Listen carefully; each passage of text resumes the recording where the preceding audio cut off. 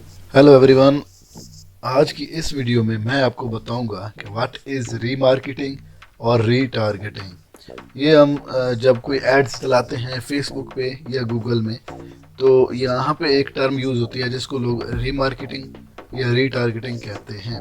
तो इनके जैसे से नाम से भी जाहिर होता है कि यानी कि दोबारा से मार्केटिंग करनी या दोबारा से टारगेट करना। लेकिन किन को करना है, कैसे करना है, उसके लिए क्या रिक्वायरमेंट्स होती हैं, वो सारी चीज़ें हम इस वीडियो में देखेंगे। Remarketing and retargeting are advertising techniques that aim to re-engage with users who have previously shown an interest in a brand or product by displaying relevant ads to them। इसका मतलब ये है कि एडवर्टाइजिंग की वो techniques हैं, ads चलाने की वो टेक्निक्स हैं जिनके ज़रिए आप उन यूज़र्स तक दोबारा से ऐड उनको दिखा सकते हैं जिन्होंने प्रीवियसली या पहले आपके किसी ऐड के साथ कोई इंटरेक्शन किया है। यानी कि अगर किसी यूज़र ने या आपके किसी भी ऑडियंस में से किसी ने आपका एक ऐड जो है उसके ऊपर क्लिक किया है, आपके पेज पे आए हैं, या फिर उन्होंने कोई फॉर्म फिलअप किया है, या फिर अगर आपकी कोई शॉपिंग एड्स हैं तो उन्होंने वो जो प्रोडक्ट्स हैं उनके ऊपर वो ऐड टू कार्ट जो होता है वो किया है, उन्होंने कोई इंटरेस्ट शो करवाया है, किसी भी किस्म का कोई भी इंटरेक्शन आपके पेज के साथ, आपकी वेबसाइट के साथ, आपके बिजनेस के साथ, आपके एड्स के साथ उनका हुआ है, तो वो बेसिकली अगर उनको दोबारा से आप कोई और ऐड दिखाना चाहते हैं तो वो होता है रीमार्केटिंग या फिर रीटारगेटिंग। अब बात ये है कि ये दोनों अगर एक ही टर्म है, एक किस्म की है, तो इनमें फ़र्क क्या है, रीमार्केटिंग और रीटारगेटिंग में क्या फ़र्क है। तो the main difference between the two is platform they are used on. तो कौन से प्लेटफॉर्म पे हम उनको यूज़ कर रहे हैं वही उनका डिफरेंस होता है। For example with remarketing typically used in Google ads and retargeting used in social advertising. For example अगर आप फेसबुक के ऊपर उन लोगों को दोबारा से टारगेट कर रहे हैं जिन्होंने आपको ऑलरेडी ऐड देखा है या आपकी वेबसाइट पे आए हैं या आपके पेज पे आए हैं, तो उनको उसको कहते हैं रीटारगेटिंग। और अगर आप गूगल एड्स पे ये वाला काम कर रहे हैं तो उसको तकरीबन कहते हैं रीमार्केटिंग। अब ये ज़रूरी नहीं है कि ये वाली टर्म्स फिक्स हैं कि अगर आप ये रीमार्केटिंग की बात कर रहे हैं तो गूगल एड्स ही होगा, सोशल मीडिया नहीं होगा, या फिर अगर आप रीटारगेटिंग की बात कर रहे हैं तो सोशल मीडिया होगा, गूगल एड नहीं होगा। ऐसी बात नहीं है, आप उस तरह भी कर सकते हैं।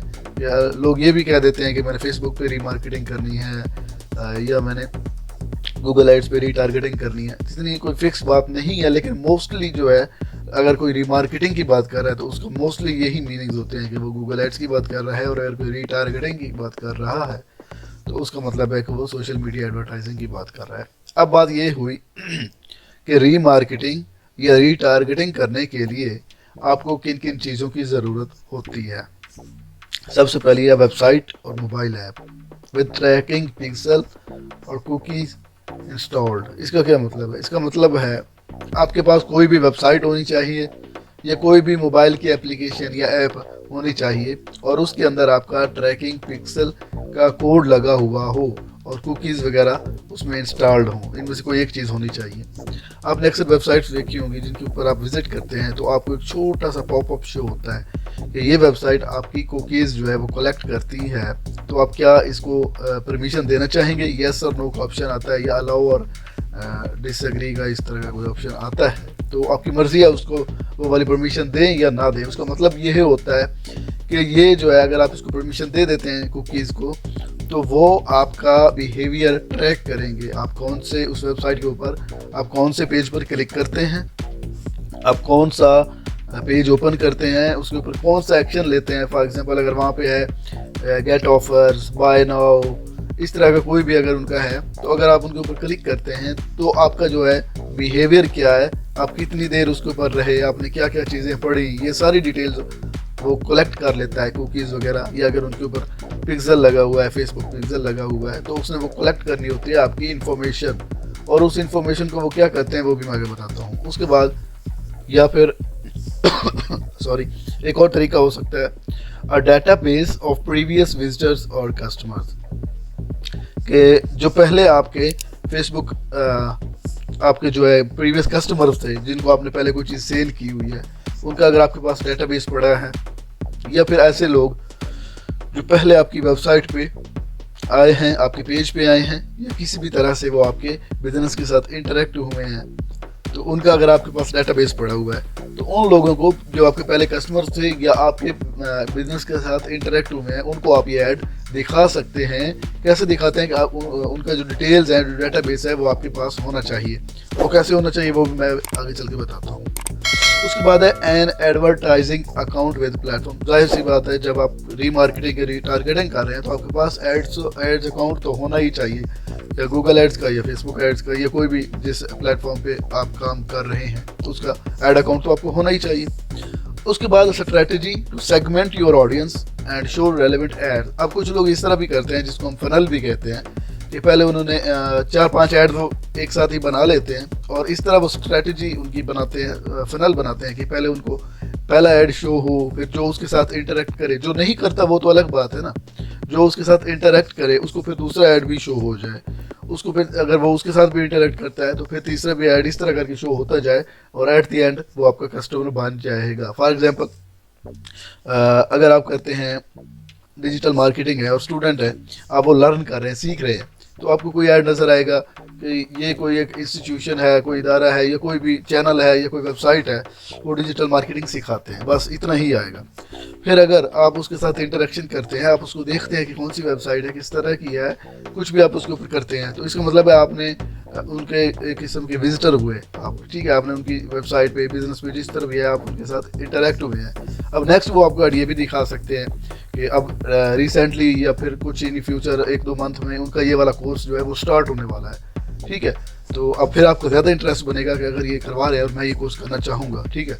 और उसके बाद वो तीसरे में आपको ऐड आप प्राइस भी दिखा सकते हैं कि इस कोर्स की इतनी प्राइस है, इस तरह का कोई भी चीज़, इस तरह का एक फनल बना हुआ होता है और वो आपको दिखा सकते हैं। तो ये भी एक किस्म की स्ट्रैटेजी होती है जिसके ज़रिए वो आपको रीटारगेटिंग या रीमार्केटिंग करते हैं। उसके बाद क्या चीज़ आती है, creative assets such as images and copy for the ads. जाहिर सी बात है, जब आप ऐड चला रहे हैं तो आपके पास कोई इमेज, कोई वीडियो, कोई क्राउजल, वो भी होनी चाहिए और उसके बाद ऐड कॉपी भी होनी चाहिए जो कि डिस्क्रिप्शन वगैरह होती है। तो ये वाली बेसिक चीज़ें हैं जो आपके पास हों तो आप रीमार्केटिंग या फिर रीटारगेटिंग कर सकते हैं।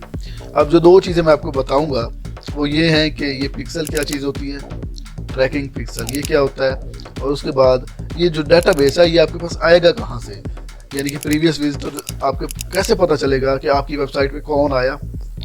ये तो आपको पता चल ही जाएगा कि आपकी वेबसाइट पे इस मंथ इतने लोग आए हैं, ओके, लेकिन आप उनको टारगेट कैसे करेंगे, आपको कैसे पता चलेगा कि जो बंदा आया है वो कौन सा है, क्योंकि आपने टारगेट करना है गूगल एड्स पे जाकर, आपने टारगेट करना है फेसबुक एड्स पे जाकर, आपने अपने एड मैनेजर में या फिर गूगल एड्स के अकाउंट में से टारगेट करना है। और बात हम कर रहे हैं वेबसाइट की, तो आप लोगों को या आप समझ लें फेसबुक को कैसे पता चलेगा कि आपकी वेबसाइट पे कौन आया, कौन गया, वो किस तरह का यानी कि उसका बिहेवियर था, कैसे आप उनको फेसबुक के ज़रिए जाकर टारगेट करेंगे या गूगल एड्स के ज़रिए टारगेट करेंगे। तो ये चीज़ भी मैं आपको बताता हूँ। अगर आप नीचे आए तो एक और इसका है, Once you have these elements in place, you can start retargeting and remarketing to reach users who have previously engaged with your brand and drive them back to convert। तो वही चीज़ है कि अगर आपके पास ये वाली सारी चीज़ें हैं, ये वाली सारी चीज़ें, तो आप यूज़र्स को रीटारगेट कर सकते हैं और रीमार्केटिंग कर सकते हैं और उनको वापस से अपना कस्टमर बना सकते हैं। तो फिर से वही चीज़ मैं बताऊँगा कि ये तो हम कर सकते हैं ना, ये तो हमने देख लिया कि हम इस तरह रीटारगेटिंग कर सकते हैं, रीमार्केटिंग कर सकते हैं। अब बात ये है कि हमारे पास वो डाटा आएगा कहाँ से, तो उसके लिए हमारे पास 2 तरीके हैं। पहला तरीका, सॉरी मेरी थोड़ी तबीयत ख़राब है तो वॉइस में मसला आ रहा है। पहला तरीका है FB पिक्सल और दूसरा तरीका है इसको ना अगर आप कुकीज़ भी कर सकते हैं, कि अगर आप इसको मैं वो भी बताता हूँ कुकीज़ कैसे होती हैं। और उसके बाद आता है लीड्स। देखें मैं पहले बताता हूँ कि हमने पिछली वीडियो में ये देखा था कि हम लीड किसे कहते हैं या फिर लीड का जो फॉर्म बनता है वो कैसे बनाते हैं, लीड जनरेशन किसे कहते हैं, लीड जनरेट कैसे करते हैं। तो लीड में क्या चीज़ हमने देखी थी, किसी का नेम हो सकता है, मेल हो सकता है एंड उनका फ़ोन नंबर हो सकता है। ये वाली चीज़ें अगर आपके पास हैं, ये वाली चीज़ें, तो इसका क्या मतलब हुआ कि आप फेसबुक के ऊपर, आप गूगल के ऊपर इन लोगों को टारगेट कर सकते हैं जिनका आपके पास मेल है, फ़ोन नंबर या नेम है। बेसिकली मेल है तो आप भी कर सकते हैं, तो ये क्या कहते हैं इस चीज़ को, री मार्केटिंग या फिर रीटारगेटिंग कह सकते हैं। क्योंकि जब हम जाते हैं उसके अंदर फेसबुक के अंदर, तो मैंने बताया था कस्टम ऑडियंस का एक ऑप्शन आएगा, वो हम मजीद आगे डिटेल में पढ़ेंगे, लेकिन वहाँ पे भी हम ये वाली चीज़ कर सकते हैं। हमारे पास डेटाबेस मौजूद है, हमारे पास 50 लीड्स आई हैं फॉर एग्जांपल, तो हमारे पास उनके नेम्स मौजूद हैं, हमारे पास उनके मेल्स जो है वो मौजूद है, फ़ोन नंबर मौजूद है। तो वो हमारे क्या चीज़ हैं, वो हमारे एक किस्म के विजिटर हो गए। अगर वेबसाइट पे नहीं भी आए तो हमारे पास वो जो उनकी उन्होंने फिलअप किया है फॉर्म, वो फेसबुक एड्स के थ्रू किया है, तो इसका मतलब है वो हमारे बिजनेस में इंटरेस्टेड तो है ना, इसलिए उन्होंने वो जो लीड मैग्नेट हमने दिया था उनको किसी भी टाइप का, वो लेने के लिए उन्होंने हमें वो इन्फॉर्मेशन दे दी। अब इसका मतलब है वो हमारे प्रोडक्ट में, हमारी सर्विसेज में, हमारे बिजनेस में इंटरेस्टेड हैं, तो पोटेंशियल हमारे कस्टमर बन सकते हैं। तो इस लिहाज से वो लीड्स अगर आप यूज़ करते हैं, जो कि आपने लीड जनरेशन का मकसद ही यही होता है कि आपको इन्फॉर्मेशन उनकी मिल जाए और बाद में आप उनको रेलेवेंट एड्स वगैरह शो करवा सकते हैं। तो वो एक तरीका तो ये हो गया रीमार्केटिंग और रीटारगेटिंग के लिए कि आपके पास उनकी जो इन्फॉर्मेशन थी थ्रू लीड जनरेशन आप उनको टारगेट कर सकते हैं। अब दूसरा तरीका कि अगर कोई बंदा फेसबुक पे आपको लीड्स ना दे या आपको वो नहीं देता या नहीं आता, आपकी वेबसाइट पे डायरेक्टली कोई बंदा विजिटर आ रहा है, अब उसको आप कैसे टारगेट करेंगे, आपको कैसे पता चलेगा? तो उसके लिए एक होता है फेसबुक पिक्सल, वो एक कोड होता है। मजीद मैं आगे नेक्स्ट वीडियो में आपको बताऊंगा डिटेल्स में वो क्या चीज़ होती है, कैसे उसको यूज़ करना होता है। एक कोड होता है, ठीक है, वो कोड आपने अपनी वेबसाइट के अंदर लगाना होता है। कैसे लगाएंगे वो भी हम डिटेल में करेंगे। या फिर आप गूगल एड्स की बात कर रहे हैं तो कुकीज़ होती हैं, वो आपने उसके अंदर डालनी होती है अपनी वेबसाइट के अंदर, और सीधा आपके जो गूगल टैग मैनेजर होता है, GTM जिसको हम कहते हैं, तो उसके अंदर वो जाती हैं। वो कैसे, वो भी हम नेक्स्ट देखेंगे। वैसे तो वो गूगल एड्स में आ जाएगा, अगर उसका कोर्स हम स्टार्ट करेंगे तो उसमें देखेंगे, लेकिन कुछ और भी मैं आपको बता दूंगा। तो हमारा मेन जो है, हम फेसबुक एड्स पढ़ रहे हैं, तो हमारा मेन जो इस वक्त के लिए हम करेंगे वो फेसबुक पिक्सल होगा, या इसको पिक्सल भी कहते हैं। तो ये जो फेसबुक पिक्सल है, ये एक कोड होता है जो कि आपके फेसबुक आप कह लें कि एड्स जो हमने देखा था, एड्स मैनेजर जो होता है उसके अंदर ये एक आपको मिलता है FB पिक्सल, या वहाँ पे कोड होता है। आपने क्या करना होता है, वो कोड आपने वहाँ से कॉपी करना है और आपकी वेबसाइट के अंदर जाके लगा देना है। उससे क्या होगा कि आपकी वेबसाइट के ऊपर आपका FB पिक्सल जो है अटैच हो जाएगा। जो जो बंदा आपकी वेबसाइट पे आएगा, जो जो वो काम करेगा, जो जो पेज वो विजिट करेगा, वो सारी इंफॉर्मेशन आपके फेसबुक एड्स मैनेजर के अकाउंट में जाएगी, उन विजिटर्स की वो इंफॉर्मेशन, और वहाँ से आप आसानी से उन विजिटर्स को जो कि आपकी वेबसाइट पे आए थे दोबारा से रीटारगेट कर सकते हैं, रीमार्केटिंग कर सकते हैं। आई होप ये सारा कुछ आपको क्लियर हो गया होगा। इससे कोई ऐसी चीज़ जो आपको समझ नहीं आई तो आप कमेंट में इजीली पूछ सकते हैं और मैं ट्राई करूंगा कि आपको आंसर करूं।